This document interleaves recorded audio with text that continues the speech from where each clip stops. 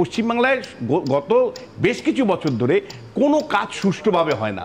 কোনো প্রশাসনিক কাজ বলুন, সেটা শিক্ষাতে হতে পারে, স্বাস্থ্য হতে পারে, যে কোনো কাজ দেখবেন পলিটিসাইজড এই লেভেলে হয় যে শেষ পর্যন্ত রাজনীতি কিন্তু যে কোনো ভালো কাজের বাধা হয়ে দাঁড়ায়। ধরুন একটা স্বচ্ছ ভোটার তালিকা পশ্চিমবাংলার প্রত্যেকটা মানুষ চায় যে ভাই মৃত ভোটাররা থাকবে না, অনুপ্রবেশকারীরা থাকবে না, যারা বাংলাদেশ থেকে এসছে তারা কেন থাকবে, থাকা তো উচিত না। একইভাবে একাধিক জায়গায় নাম আছে তারা থাকবেন না, বা স্থায়ীভাবে রাজ্য ছেড়ে চলে গেছেন তারা থাকবেন না।